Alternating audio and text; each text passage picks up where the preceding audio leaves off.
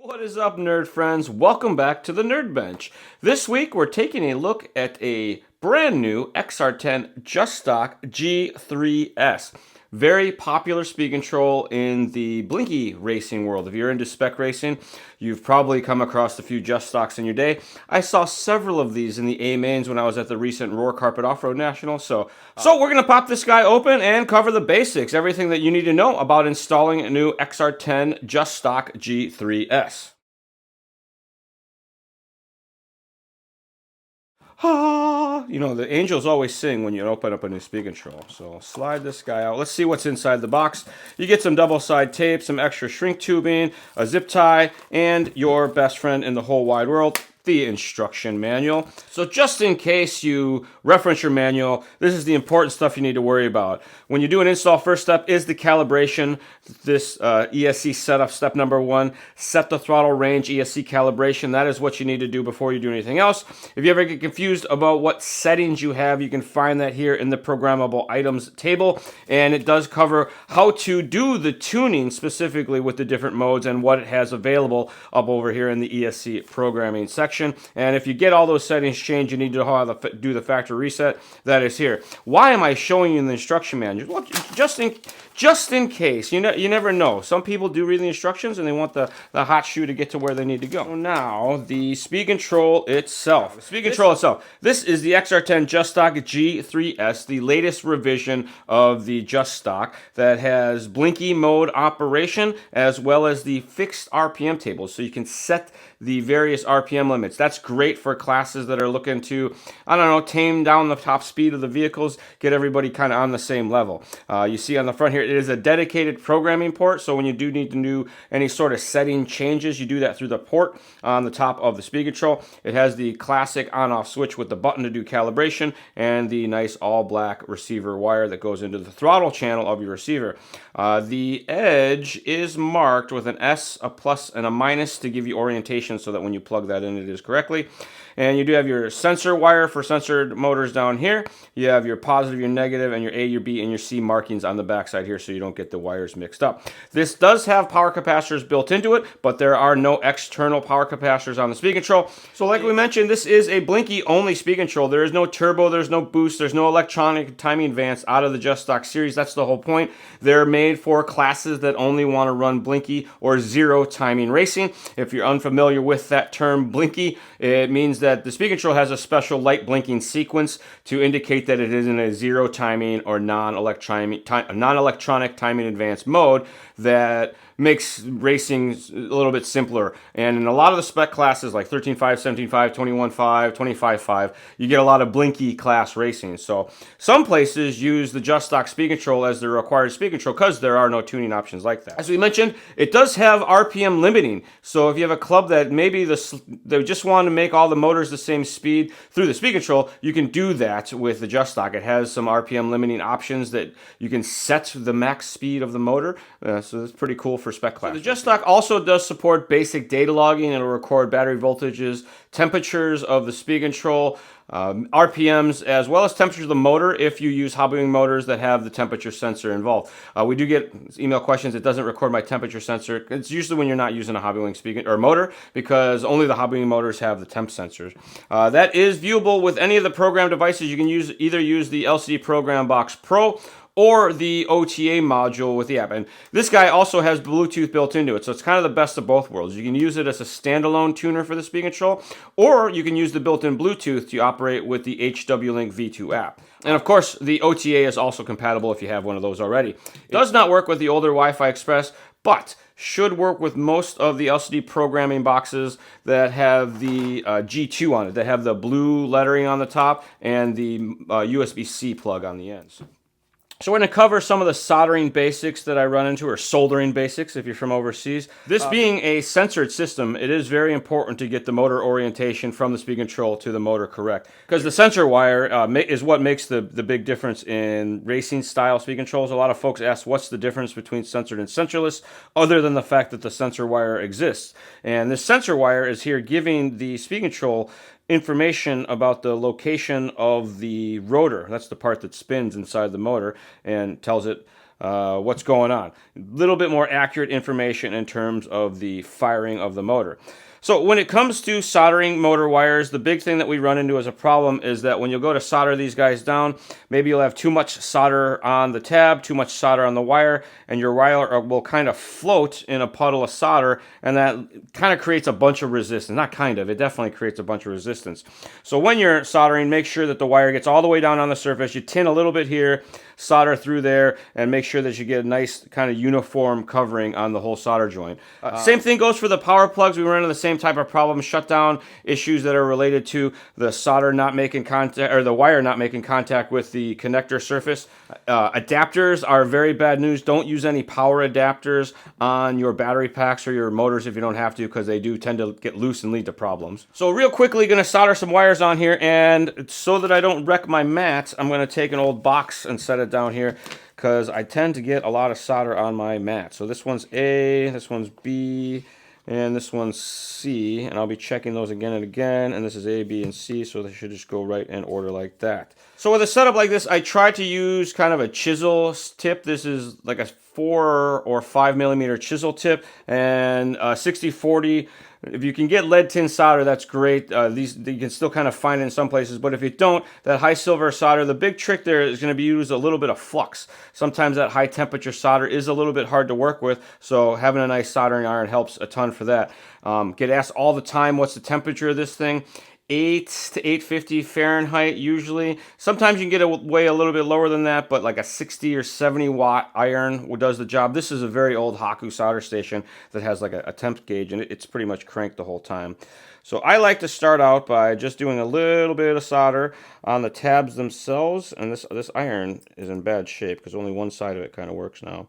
But you feed just a little bit of solder in there, just a little bit of solder in there, and that allows you to have a little bit of heat transfer when you go to bring the wire in.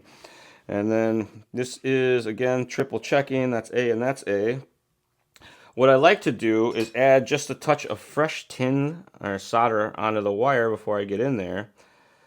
Hit that, and that helps it flow. And then as I lay that down in there, downward pressure on the wire through the iron. It soaks right through the solder, and then it gets all the way flat down in there. Now, let me see if I can show you what that looks like up close so we get an idea. But you see the nice uniform edge. There's no gaps. It kind of flows all the way around, and you can see clearly that the wire is all the way down onto the surface. So we just do that 3 more times, triple checking that we get those all in exactly the right order.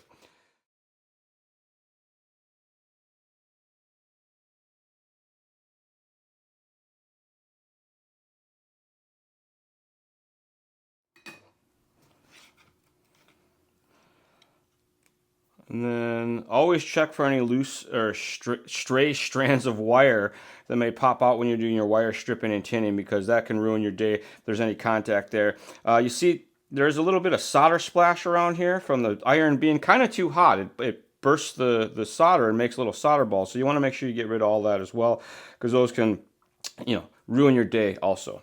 But that's just some basic soldering on how to do the motor tabs, and the same thing would apply to the battery tabs.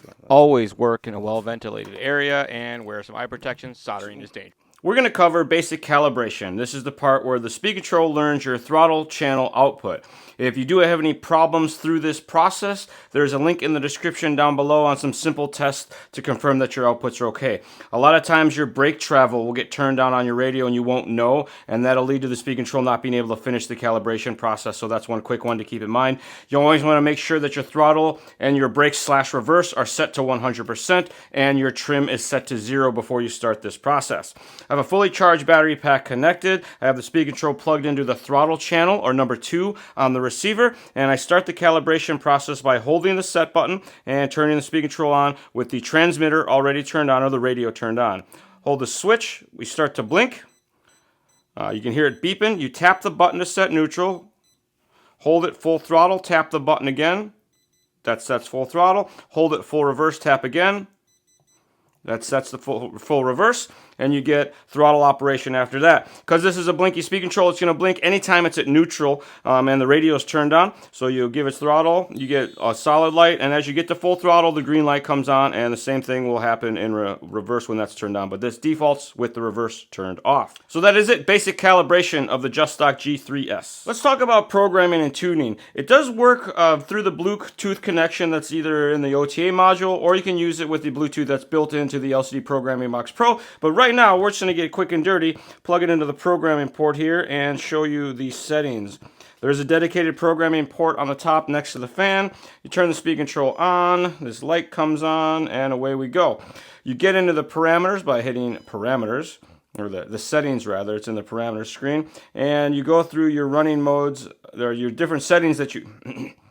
Once you get in there, you see your various settings. You go up and down with the scroll wheel. When you get to a setting you want to change, you press the scroll wheel down, and then you can go inside and make the changes. So let's say we want to turn the reverse on. We push down, we get in, we go forward, reverse with brake. We tap it to select it. It moves the arrow, and then we press save to actually save the setting. If you don't hit save, it's not going to actually make the setting change. And then the default settings always show with the little asterisk behind them. To get back out, you roll back out. Or you hit the back button rather.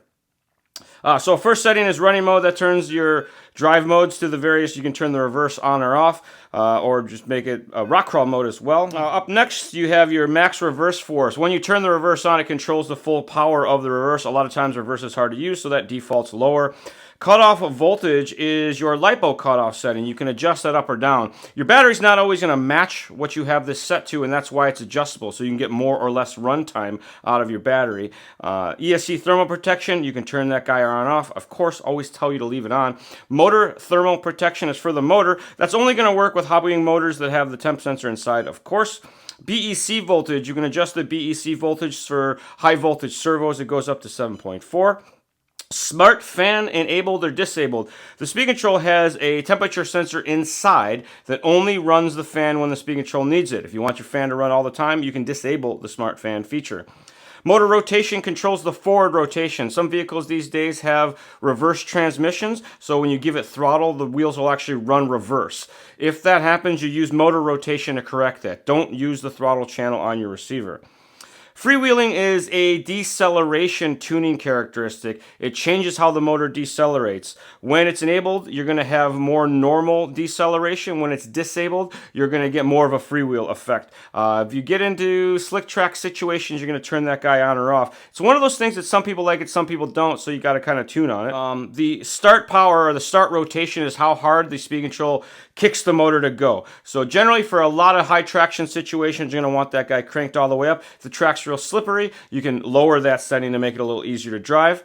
Your neutral range is after that. That's the dead zone between throttle and brake. If your drag brakes or your reverse are real inconsistent, increase your neutral range. A lot of times if the throttle pot on the radio starts to wear out, that starts to move and it makes things inconsistent. That's what this setting exists for. Initial throttle force is a lot like the start force. It is another characteristic of how the motor starts, but it's related to the very first pulse that goes to the motor. And again, this is one of those where most situations you're going to run that guy cranked all the way up unless the track's real slippery or you're having a real hard time kind of getting on the throttle. RPM limit. Obviously you want this unlimited for most normal blinky class races, but if you want to get together with some buddies and everybody runs the same speed, you can actually set the RPM limit with that value, of course. Drag brake force is brakes at neutral. A lot of folks are going to turn this all the way off. You don't want a lot of deceleration, but it does allow the speed control to apply a percentage of brakes when you get to neutral automatically. If you see that setting seems inconsistent, increase the neutral range like we talked about before. Max brakes force, sometimes the push brakes are too strong, so you can turn that down in the speed control so that you can never have too much brakes coming out of your setup. And then, of course, the factory reset. If you make a bunch of changes you don't like, you want to go back to the factory reset, you tap that guy, and it resets everything you did. When you get done with that, you back out, and you power the speed control down, and you're back in business. There is a link in the description down below for the product page to get all that hard information about the size and the specs and all that stuff. It's 14 gauge wire. It's a switching BEC, so you can do the high voltage or the low voltage. It does run censored motors as its primary function, but it will run sensorless as well, like any of the speed controls in the series. It is compatible with the older style multifunction LCD program box, the one with the blue lettering and the mic or the USB-C, like we mentioned, the new LCD program box Pro, and of course the OTA and the Bluetooth connection. It does have the reverse voltage protection as well as that smart fan technology. So some of the updates coming into one of our most entry-level friendly speed controls. This guy comes in at like less than $65 at most places. So if you're looking for a good entry-level, race-capable, tunable speed control, check out the Justock G3S.